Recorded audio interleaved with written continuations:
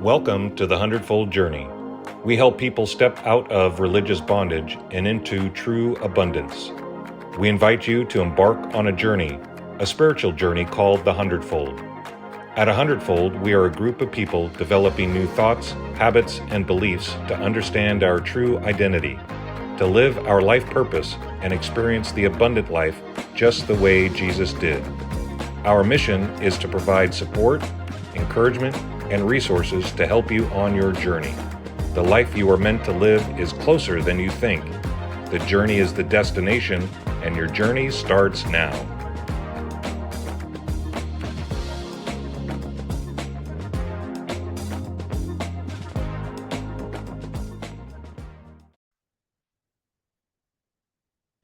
Good morning, Doug here from the Hundredfold Journey.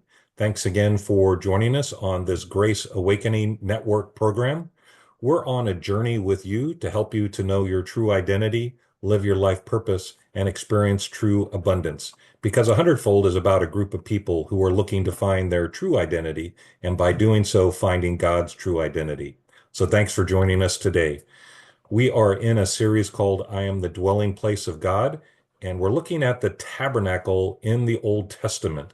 And if you remember, the children of Israel for 40 years were in a desert, and they had a portable tabernacle or a temple that they carried around through the desert. And this is a shadow or representation of who we are. Because 1 Corinthians says, you are the temple, God's temple, and God's Spirit lives in you. And then John 17 says, I have given them the glory you gave me, that they may be one as we are one. So the tabernacle is a perfect symbol, a shadow of who we are, and that is the temple of God. What we've been looking at is as you overlay literally your body over the temple, you'll find that there's three sections to this temple: the outer court, the tent of meeting, which is the holy place, and then the Holy of Holies. And you'll notice that each section of these represent different parts of our body. And I've been going through this series for the last several weeks.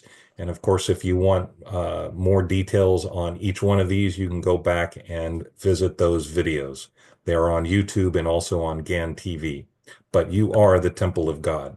And here's the different pieces of furniture that are inside of this temple: the bronze altar, bronze laver, golden lampstand, table of showbread, altar of incense, Ark of the Covenant, and the mercy seat.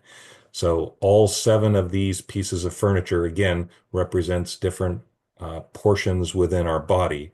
And the most important place is the Holy of Holies, which is right here in the Ark of the Covenant and the mercy seat, which is our mind, our thoughts, our brain, if you will.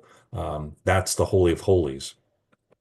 What we've also discovered is that this also represents the 7 chakra energy locations within our body. And Eastern culture talks about these energy areas within our body. And you'll see that these also perfectly line up with the root chakra, sacral, solar plexus, the heart, the throat, the third eye, and the crown chakra.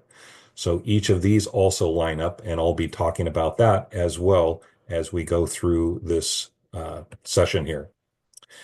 But just as a reminder, God revealed his desire for us through Jesus until his appearance.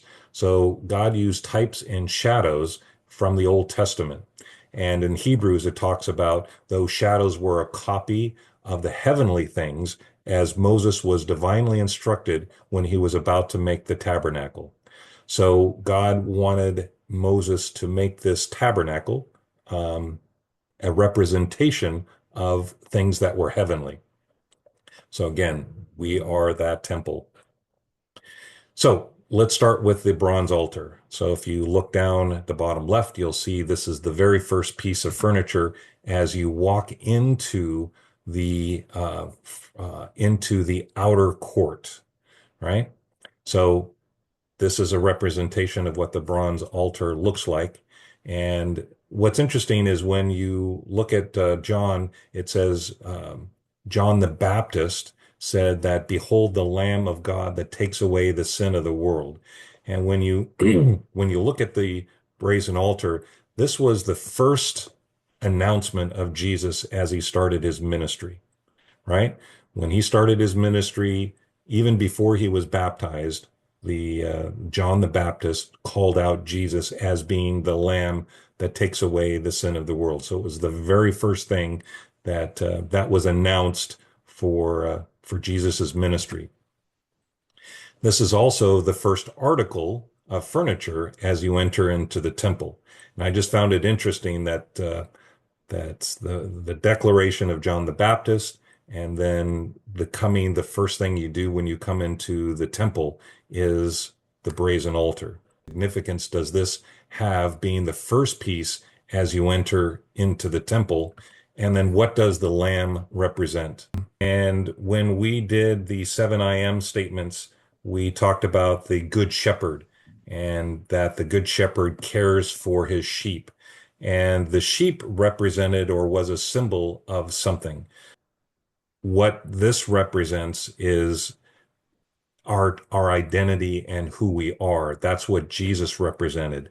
And the definition of sin is uh, distorted identity, right? We think we know who we are, but it's not who God thinks we are. He sees us as holy and righteous and blameless and spotless, right? But our ego thinks that, no, I'm a dirty, rotten sinner, and look at all that I'm doing, the good, the bad, the ugly. Um, so it's a distorted identity. So I am not seeing myself or thinking of myself the way that God thinks of me. So what the good shepherd does is he protects the thoughts of God. He protects the identity, the true identity of who we are. I'm a child of God. I'm holy. I'm blameless. And the lambs that are sacrificed, if you will, on this brazen altar are, and I just put it up here, any thought, any negative belief, any false identity that keeps me from knowing who I am, a child of God. I bring that to the brazen altar to sacrifice, right? So I'm not good enough. That's a thought, right? That's a belief that I have, and it's represented by a sheep or a lamb. And then that lamb is sacrificed, right? It's the very first thing I need to do when I get into this temple, when I start to understand who I am and the way God created me. I need to understand that I am holy and blameless, and it's an identity, right? So when I sacrifice that lamb, what I'm doing is I'm burning away anything that might hinder me from understanding my true identity. So when John the Baptist declared, "Behold the Lamb that takes away the sin of the world," and then this is the first piece of furniture, it's vitally important that we understand this is our foundation. This is our root. And if you will, this is the root chakra. The very foundation that we are sitting on is the fact of our true identity, and burning away all of those sheep and lamb, which are our negative thoughts and negative beliefs, on this altar so that we can then go to the next piece of furniture, which I'll share with you in just a minute. But this root chakra, and this is why I like the chakras and the energy that those represent, is so important, because this is our foundation. It's the element of earth. And when we're balanced, we're safe, secure, centered, grounded, happy to be alive. That's our root chakra. But we can't be there if we don't sacrifice the negative beliefs that we have on this brazen altar. I hope does that make sense? Yeah, that was very good. Because it's all symbols. It's all a symbol. It's a shadow of what Jesus did for us. And Jesus, what he did is he revealed our true identity, and he sacrificed himself to demonstrate that love for us. The love of us knowing that we are holy, we are blameless, we are righteous in his sight.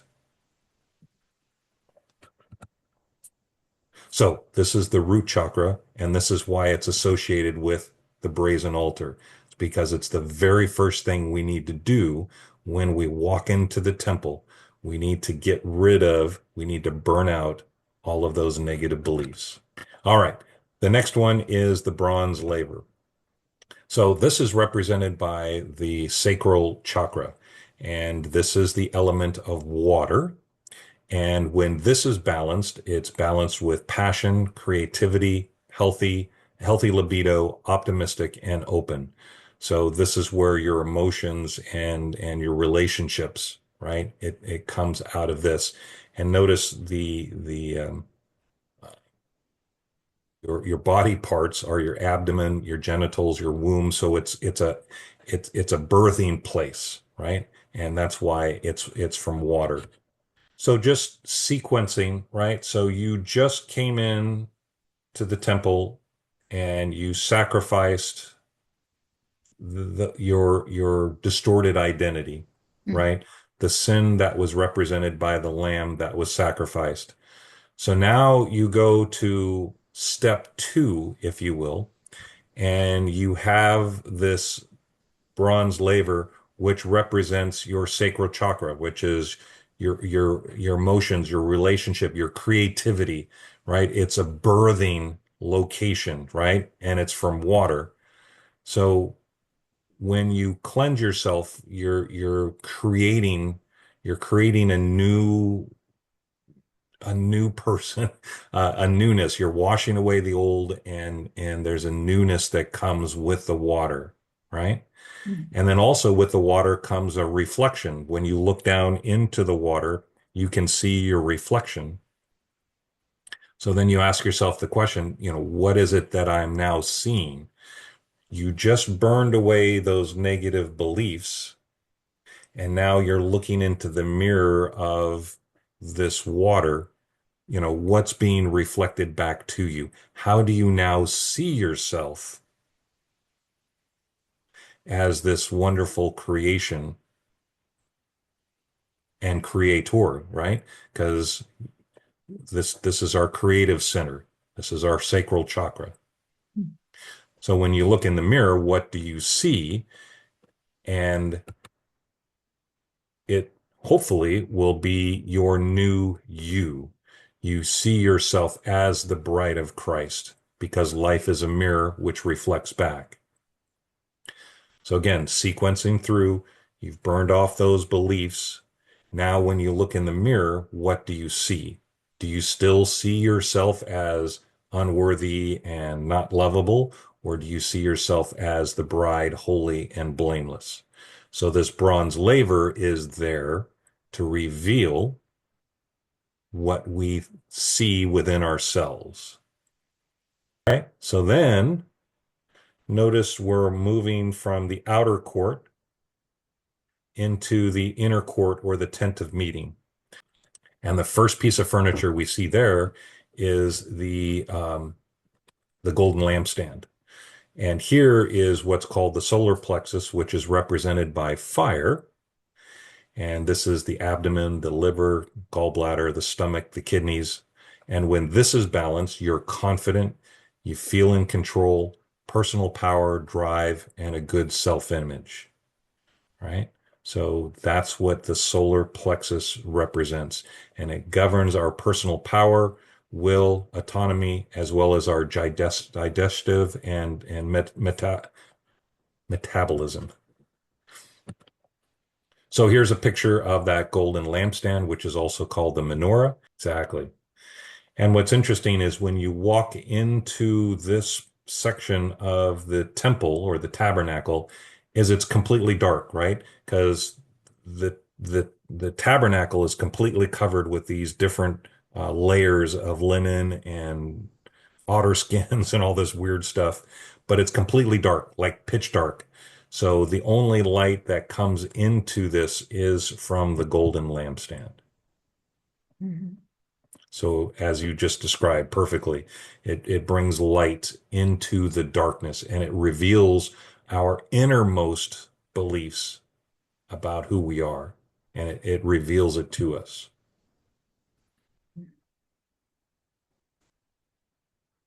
So this is who you are. The light from the menorah is a spiritual light. It was not seen from the outside the tabernacle, but only while inside the holy chamber, not for anyone else to see. And then John 8 says, I am the light of the world. He who follows me shall not walk in darkness, but have the light of life. And this is us. We are the light of life. All right. So then the fourth piece of furniture is the table of showbread. And again, it's within the holy place, the tent of meeting. And this represents the heart chakra. And interesting, it's right in the middle. So it's the fourth. So it's the middle chakra, if you will. And it represents the element of air, which is love. And when this is balanced, peaceful, loving, compassionate, tolerant, warm, and open. And then our thoughts, emotions, and actions are all powered by love. So we want to continually check in with our heart to make sure we are keeping it clear of all junk. Okay. So again, this is the fourth piece of furniture. So as we go here, on the table of showbread, we have two stacks of bread, five on one and five on the other. And then there's also some wine as well, frankincense and myrrh. So, Linda, what does this represent? What is its purpose, and how does this apply to you? I think it represents a choice Mm. Ooh, that yes. it's a choice. I mean, it's there for you. And if you take it, like we're to eat of it and become it, then that is what transforms you. Yeah, The bread. It's taking the life of Christ in you. right. I love your point there. It's a choice. The bread is always there. It's always sitting on this table. And do we choose to partake? Right. Yeah. Yeah. All right, the next one is the altar of incense. So now there's three pieces of furniture in here, and just before we go into the Holy of Holies, this is the last piece of furniture here, and this represents the throat chakra, which is sound, and this is where the thyroid, the throat, the mouth is located, basically right here. Um, Confident, expression, clear communicator, creative, diplomatic. So this is what the throat chakra represents.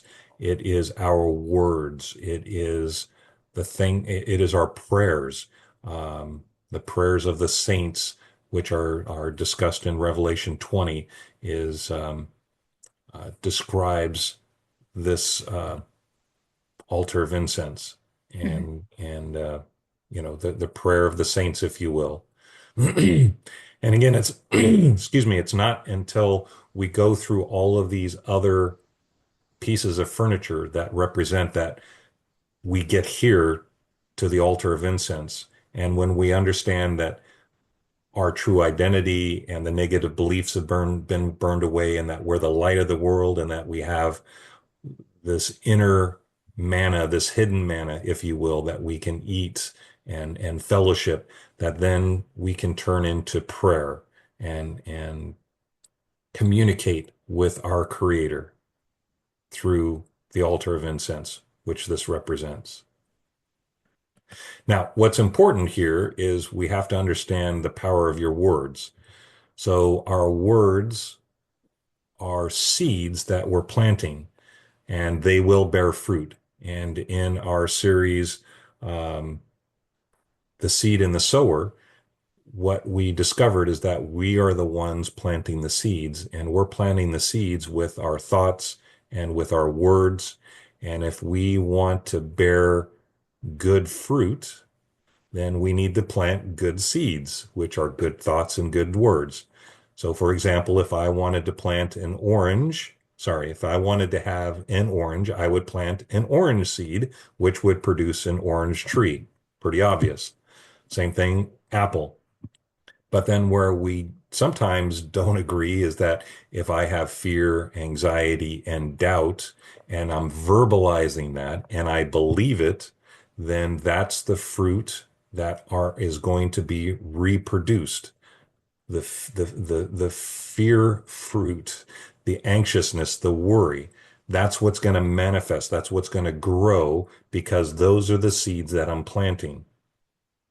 And the throat chakra, right? This altar of incense is important because God is listening. He's meeting us here. So the question is, what seeds are you planting?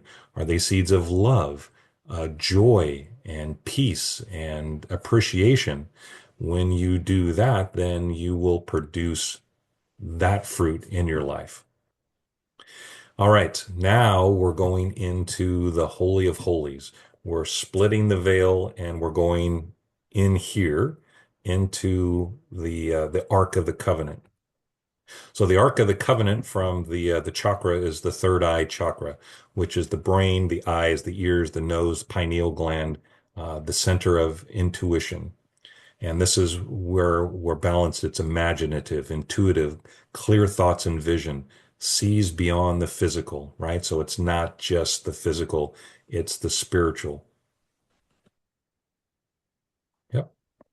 And seeing it and knowing it and, being able to, if you will, escape the physical and live from the spiritual, the unseen, the seen versus the unseen. Because the third eye, right? Hmm. It's the eye that sees the spiritual and sees life as it truly is, and the way God created it. So we are the Ark of the Covenant. We are the living, breathing, mobile Holy of Holies, right? So we're not stuck in the desert somewhere. We're a moving tabernacle. And these are all the different things that we are that this Ark of the Covenant represent. We have the mind of Christ. We have the body of Christ. We are his dwelling place. We are heaven on earth. We have God's Spirit. We are one with Christ. We have the glory of God, and we are perfect, holy, and blameless. So this is the ark. We need to be in agreement with this. And any sheep or lamb that come up that says, no, you're not, Doug, we need to burn that on the altar, right? And then just go through the temple furniture and realize this is our true identity. All right. The last piece of furniture is the mercy seat. So again, we're staying in the Holy of Holies, and the mercy seat sits on top of the Ark of the Covenant. So when you look at the picture, it looks like it's one piece, but it's actually two pieces. And this is the crown chakras, right? So it's right up in this area, right where if you had a crown on your head, and this is thought. And this is the connection to your divine purpose and spirituality. And when this is balanced, there's a strong faith, universal love, intelligent, aware, wise, and understanding. And this is being conscious as pure awareness. Being one with Christ and his spirit, this allows our spiritual eyes to see and to rule and to reign in this life, which is our birthright. So again, the mercy seat, what does this represent? What is its purpose, and how does this apply to you? So this again is located in our mind, in our brain, and it means like a crown. We have authority to rule and to reign. And the mercy seat and altar of incense is God's favorite place. because the mercy seat is where he talks with us. And in Exodus 25 says, I will meet you there and I will talk to you right at the mercy seat from above the atonement cover between the gold cherubim that hover over the Ark of the Covenant. From there, I will give you my commands for the people of Israel.